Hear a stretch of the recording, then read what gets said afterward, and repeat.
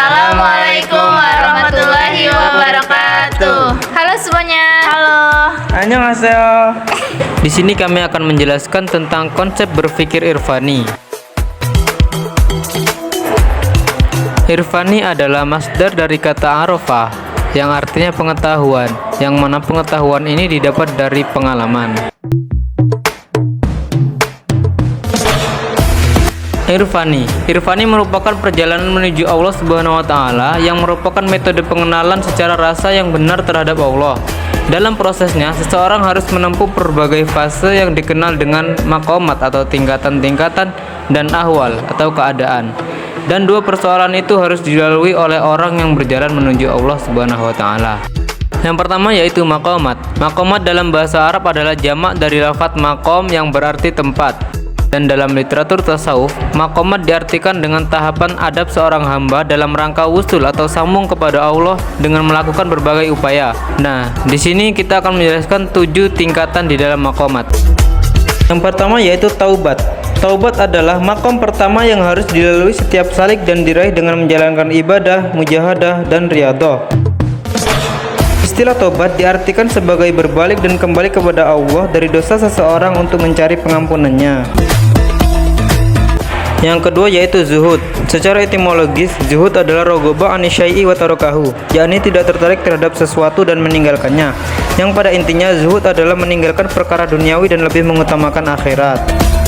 Yang ketiga yaitu fakir. Menurut para sufi, fakir adalah tidak memaksakan diri untuk mendapatkan sesuatu, tidak menuntut lebih dari apa yang telah dimiliki atau melebihi dari kebutuhan primer. Namun bisa juga diartikan tidak punya apa-apa serta tidak dikuasai apa-apa selain Allah Subhanahu wa taala. Yang keempat yaitu sabar. Kata sabar berasal dari bahasa Arab sobaro yasbiru sobron yang artinya mengikat. Dalam bahasa Indonesia, sabar bermakna tahan menghadapi cobaan. Tidak lekas marah, tidak lekas putus asa, tidak lekas patah hati. Yang kelima yaitu ridho. Ridho berasal dari kata rodia yang artinya menerima. Dalam Kamus Besar Bahasa Indonesia, ridho artinya rela. Yang keenam yaitu tawakal. Tawakal berarti berserah diri. Menurut Al-Qushairi lebih lanjut mengatakan bahwa tawakal tempatnya di dalam hati dan timbul geraknya dalam perbuatan tidak mengubah tawakal yang terdapat dalam hati itu. Hal ini terjadi ketika seseorang hamba sudah meyakini bahwa segala ketentuan hanya didasarkan pada ketentuan Allah Subhanahu wa taala. Yang terakhir yaitu syukur. Syukur diperlukan karena semua yang kita lakukan dan kita miliki di dunia adalah berkat karunia Allah Subhanahu wa taala. Allah Subhanahu wa taala telah memberikan kenikmatan kepada kita baik berupa pendengaran, penglihatan, kesehatan, keamanan maupun nikmat-nikmat lainnya yang tidak terhitung jumlahnya. Selanjutnya saya akan menjelaskan tentang ahwal.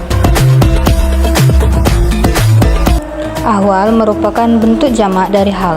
Hal secara bahasa diartikan dengan keadaan. Menurut pandangan tasawuf, hal diartikan dengan kondisi spiritual yang dialami seorang salik dalam perjalanan menuju Allah. Yang pertama yaitu al-muhasabah dan al-muraqabah, waspada dan mawas diri.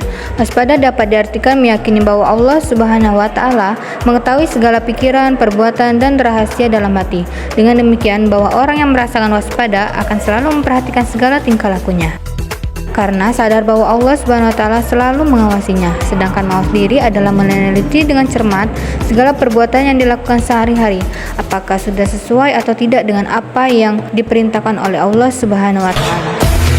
Selanjutnya yaitu hub, cinta. Kata muhabbah dalam pandangan tasawuf merupakan pijakan bagi segenap kemuliaan hal. Sama seperti taubat yang merupakan dasar bagi kemuliaan magam. Karena muhabbah pada dasarnya adalah anugerah yang menjadi dasar pijakan bagi segenap hal. Kaum sufi menyebutnya sebagai anugerah-anugerah mawahib. Muhabbah adalah kecenderungan hati untuk memperhatikan keindahan atau kecantikan. Yang ketiga yaitu raja dan qaub, berharap dan takut. Raja dalam tasawuf ialah sikap seorang salik dengan penuh optimisme dan pengharapan kepada Allah Subhanahu wa taala atas ampunan dan mengharapkan karunia Allah Subhanahu wa taala. Bagi kalangan sufi, raja dan qaub berjalan seimbang dan saling mempengaruhi. Adapun raja menurut 3 perkara yaitu 1. Cinta pada apa yang diharapkannya, yang kedua yaitu takut harapannya hilang, dan yang ketiga adalah berusaha untuk mencapainya. Yang berikutnya yaitu syauq, rindu. Kata syauq diartikan dengan rindu, yakni rindu yang memancar dari kalbu seorang salib disebabkan gelora cinta sejati. Selama ada cinta maka syauq tetap diperlukan. Di sini kata syauq diartikan rasa rindu hidup dengan subur, yaitu rindu yang ingin segera bertemu dengan Tuhan. Bagi sufi yang rindu kepada Tuhan, mati dapat berarti bertemu dengan Tuhan. Sebab hidup merintangi pertemuan abid dengan ma'bud. Selanjutnya uns, intim. Kata uns yakni intim atau dalam pandangan kaum sufi, sifat ini yaitu sifat di mana selalu merasa berteman, tak pernah merasa sepi. Berikut dapat dilihat ungkapan yang menggambarkan sifat uns. Ini ada orang yang merasa sepi dalam keramaian. Ia adalah orang yang selalu memikirkan kekasihnya sebab sedang dimabuk cinta, seperti halnya sepasang pemuda dan pemudi. Alangkah mulianya engkau bertemu dengan Allah Subhanahu wa taala.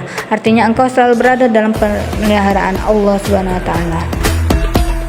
Dan selanjutnya yang terakhir, saya akan menjelaskan beberapa metode irfani dalam ilmu tasawuf. Ada 4 metode irfani dalam ilmu tasawuf. Yang pertama ada riyadah, yang kedua tafakur, yang ketiga taksiyatun nafs, yang keempat zikrullah. Yang pertama ada riyadah. Riyadah merupakan proses latihan untuk melatih diri sendiri atau kejiwaan melalui usaha membiasakan diri agar tidak melakukan hal-hal yang dapat mengotori jiwa seperti sifat-sifat buruk atau sifat-sifat tercela lainnya.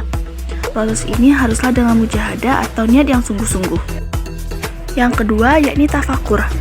Tafakur ini hal yang paling penting dalam metode ini, karena yaitu di mana menumbuhkan kesadaran di dalam diri kita tentang Allah Subhanahu wa taala, tentang keagungannya, kekuasaannya, serta kebesaran Allah. Yaitu dengan cara mempelajari isi atau kandungan ayat-ayat Al-Quran. Lihat dan renungkanlah di sekeliling kita. Banyak sekali tanda-tanda dan hikmah yang dapat kita ambil atas kebesaran Allah Subhanahu wa taala. Yang ketiga yaitu taksiyatun nafs, yakni proses penyucian jiwa dari perbuatan syirik dan mengisinya dengan perbuatan terpuji. Ada 3 proses di dalam taksiyatun nafs. Yang pertama ada takhali min ar-razail, yang kedua ada tahalil, dan yang ketiga ada tajalli. Yang pertama takhali min ar-razail, yaitu membuang atau membersihkan diri dari sifat dan akhlak tercela. Yang kedua yaitu tahalil, yaitu mengisi diri dengan sifat dan akhlak terpuji. Yang ketiga yaitu tajalli, yakni mendapat kejelasan dan jawaban terhadap persoalan yang dihadapi.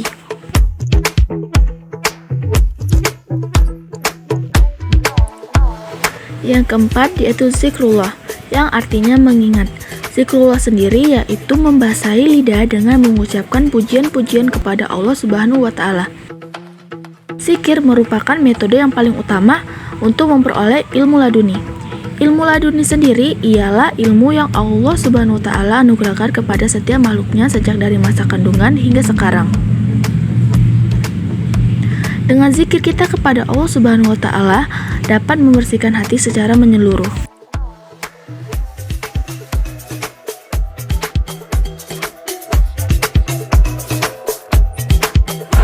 Sekian video pembelajaran dari kami. Semoga membantu. Sampai bertemu lagi. Bye. Wassalamualaikum warahmatullahi wabarakatuh.